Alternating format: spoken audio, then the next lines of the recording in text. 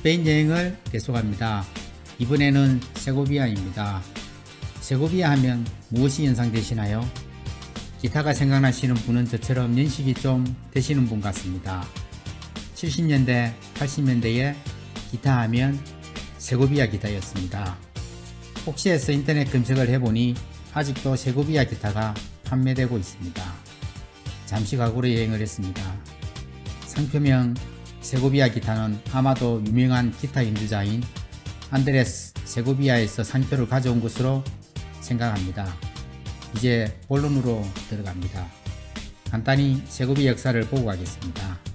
세고비아 지역은 BC 700년 무렵부터 이베리아인이 거주한 지역인데 BC 1세기 말에 로마의 식민지 도시가 되었습니다. 로마 제국 멸망 후 11세기에 이슬람교도가 침입하여 도시가 완전히 파괴되었습니다. 그러나 카스티아 왕국의 알폰소 6세가 다시 점령한 후 피레네 산맥을 넘어 다시 기독교인들과 재결합하면서 도시를 재건하였습니다. 카스티아 왕국의 알폰소 10세는 이곳을 수도로 정하기도 하였습니다. 중세에는 양모공업이 번창하였으며 현재는 농업을 중심으로 하여 도자기와 직물 제조가 이루어지는 도시입니다. 세고비아는 마드리드 북서쪽 60km 지점에 있는 과데라마 산맥 기슭 해발 1000m 지점에 위치하고 있습니다. 저는 마드리드의 몽클로아 버스터미널에서 버스를 타고 이동했습니다. 마드리드를 벗어난 버스는 더 넓은 평원을 1시간 정도 달리면 금세 세고비아에 도착합니다.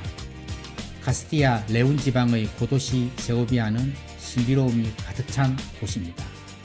2000년 넘게 한자리를 지킨 로마 수도교를 비롯해 만화영화 잠자는 숲속의 공주의 배경이 된 알카사르, 마을 한가운데 웅장하게 자리한 대성당 등 중세 흔적이 그대로 남아있는 곳입니다. 이제 로마 수도교로 같이 가실까요? 세고비아로 저의 발길을 옮기게 된 이유는 오로지 로마인이 천년 전 세운 수도교 때문입니다. 왜냐하면 저는 수도교를 오랫동안 교량으로 알고 있었는데 언젠가 수도교가 물을 공급하기 위한 시설이라는 것을 알고 충격을 받았습니다. 어떻게 이 자그마한 도시에 물을 공급하기 위한 시설을 이렇게 큰 규모로 할 수 있을까 하며 놀라움을 가지고 있었습니다. 그런 이유로 마드리드에 도착한 뒤로 꼭 이곳을 직접 보고 싶었고 정말 왔습니다. 그럼 세고비아 수도교에 대한 상식적인 내용을 잠시 알아보고 가겠습니다. 세고비아 수도교는 세고비아 시내에서 17km 떨어진 곳의 상수원에서 도시에 물을 공급하는 시설, 즉 상수도인데 수도가 계곡을 만나면서 멋진 다리를 만들어 계곡을 연결하고 다리 상부에는 상수도를 연결하여 도시에 물을 공급했던 시설입니다. 세고비아의 상징이면서 이곳에서 가장 오래된 건축물인 수도교는 고대 로마 제국이 이베리아 반도에 남긴 대표적인 유산입니다. 건축 시기에 대해서는 자료마다 차이가 있습니다. 기원전 1세기 아우구스투스 시대로 설명하는 책도 있고 기원 후 클라우디우스 황제 시절과 트라이누스 황제 시절인 기원 후 1세기로 건축된 것으로 설명하는 것으로 보아 정확한 건설 시기는 알 수 없으나 아우구스투스 황제에게는 능력 있는 건설 기술자인 아그리파가 있었던 사실로 미루어 저는 아우구스투스 시절에 계획하고 시작한 것에 심정이 갑니다. 아무튼 수도교는 시멘트나 접착 물질을 전혀 사용하지 않고 166개의 화강암 아치로 이루어져 있으며 높이는 지상으로부터 28m 정도, 길이는 958m에 이릅니다. 1072년 이슬람의 공격에 의해 일부 아치가 손상되었지만 15세기에 복원되어 1884년까지 로마 시대의 방법대로 물을 공급하는 수로로 활용되었다고 합니다. 그리고 1985년 유네스코 세계문화유산으로 지정되었습니다. 저는 위대한 예술품을 보면서 많은 궁금증을 가졌지만 그중 가장 큰 의미는 2000년 전 시공할 때 어떻게 청량하여 경사를 만들었을까 였습니다. 이 질문에 대해서는 비트루비우스에게 물어봐야 할 것 같습니다. 비트루비우스는 기원전 25년경 요즘 말로 건축가로 가이사르와 아우구스투스 시대 사람입니다. 비트루비우스가 작성한 고대 유일의 건축 서적인 건축 10서에는 건축 기술 이외에도 토목, 기계, 조병, 건축, 미학도 포함되어 있으며 청량에 대해서도 기술하고 있습니다. 제가 인터넷 검색을 통해서 자료를 찾아보니 그 시대에 수평을 청량하는 장비인 코로베이트를 사용했다고 합니다. 사용 방법은 이해되지 않지만 정말 대단한 장비입니다. 참고로 로마 시대 수로의 경사는 1km당 25cm 차이로 만들었다고 합니다. 즉 10cm당 2.5mm의 밀리미터 차이로 경사를 시공해야 하는 정밀도가 필요합니다. 코로베이트 장비로 정밀 청량을 할 수 있고 청량 결과에 따라 정밀 시공을 할 수 있었다는 것이 정말 대단한 로마인입니다. 참 대단하지 않습니까?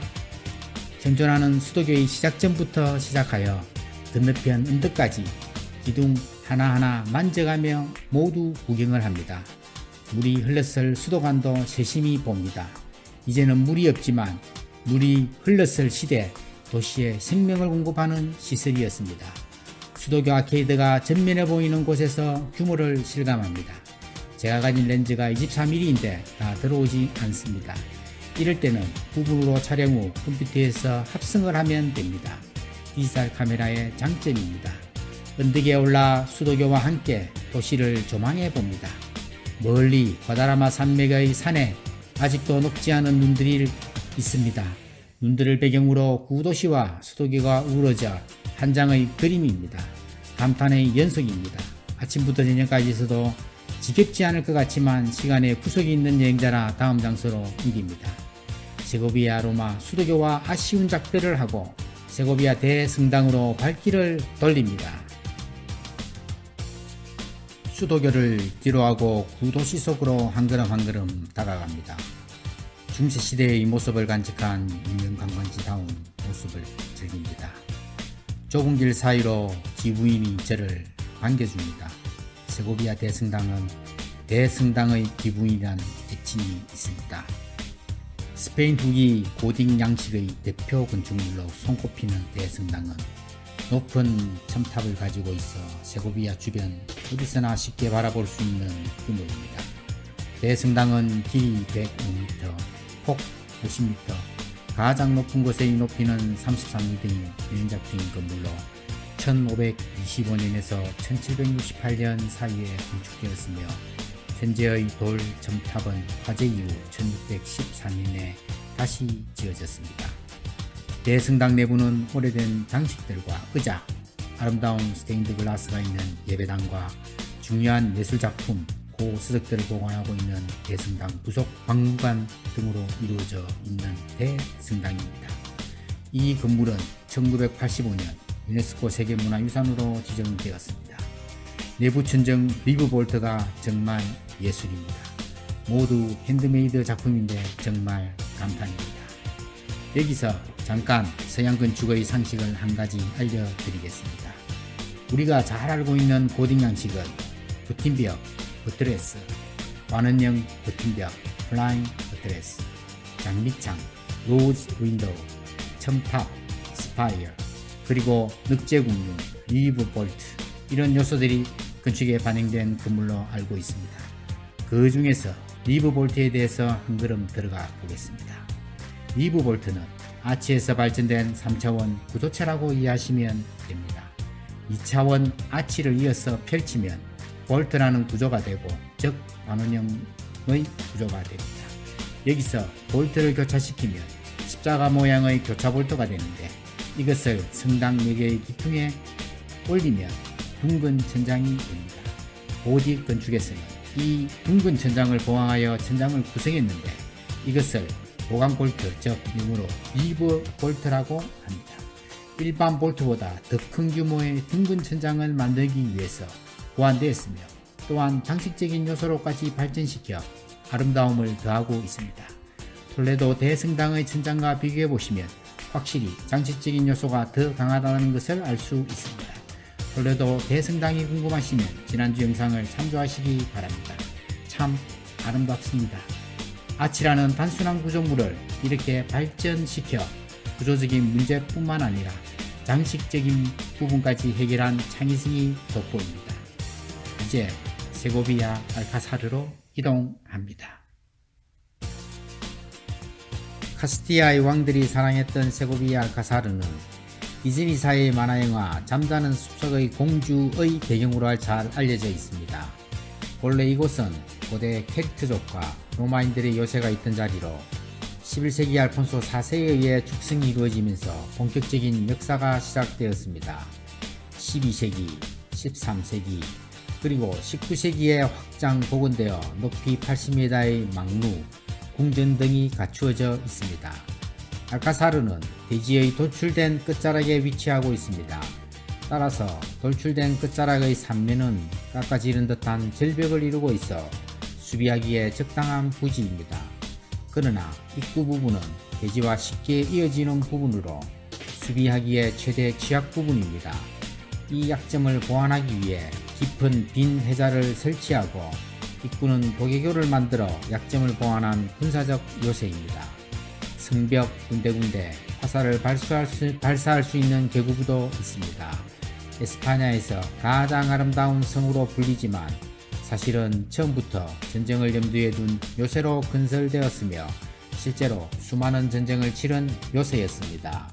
1473년 12월에는 알카사르에 머물고 있던 이사벨 공주는 카스티아의 왕위에 올랐고 펠리페 2세는 이곳에서 결혼을 거행했습니다.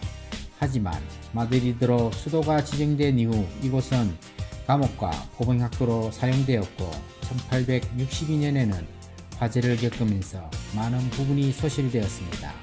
그리고 1882년에서 1886년 사이 보수공사가 이루어져 지금의 모습을 갖추게 되었습니다. 알카사르 내부에서는 네오 무데아르 양식으로 지어진 왕의 침실을 비롯해 갈레라의 방, 솔방울의 방, 예배당, 무기의 방, 포병학교 박물관 등을 관람할 수 있습니다. 한편 입구 쪽 후안 2세 탑에 오르면 세고비아의 전경을 감상할 수 있습니다. 이곳 역시 내부 관람과 망루 입장은 입장료가 있습니다. 그런 이유로 저는 내부를 포기하고 망루를 선택합니다. 좁고 가파른 계단을 올라 성망루에 도착합니다. 넓은 평원이 한눈에 들어옵니다. 성의 입지가 전쟁의 딱입니다.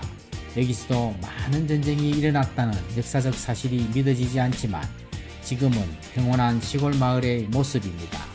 확 트인 고도시를 가슴에 담아봅니다. 잠자는 숲속의 공주는 없고 관광객이 주인이 되었습니다. 알카사르에서 다시 버스 정류장으로 가는 길을 저는 관광객이 별로 다니지 않는 외곽길을 선택합니다. 이곳에는 세고비아의 벽이 있는 한적한 산책길입니다.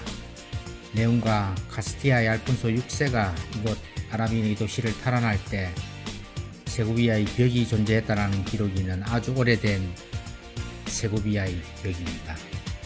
알폰소 시절에는 8개의 탑, 5개의 출입구와 몇 개의 문으로 확대하여 주변을 3km까지 늘렸습니다. 사용된 화강암 블럭은 오래된 로마 묘지에 있는 석재를 재사용하여 건설한 것입니다. 현재는 3개의 출입구가 남아 있습니다.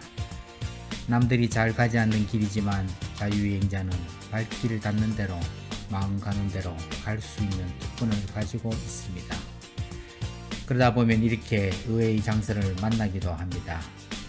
한적하고 고즈넉한 길을 걸으며 옛 시대를 상상해 봅니다.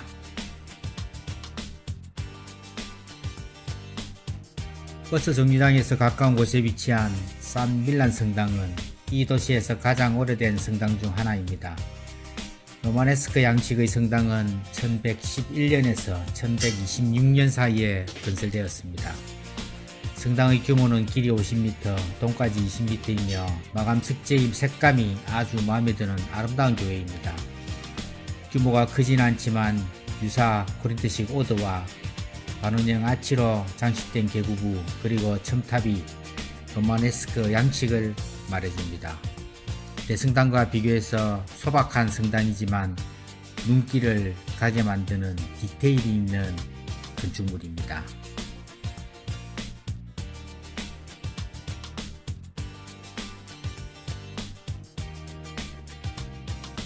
이제 세고비아 관광을 마무리하고 돌아가야 하는 시간입니다. 아쉬움이 남습니다. 미련이 있기에 여행이 즐거운지 모릅니다. 버스를 타고 다시 마드리드로 갑니다. 저에게 있는 세고비아는 존경입니다. 왜냐하면 로마 수도교가 있기 때문입니다. 저는 세고비아 추천합니다.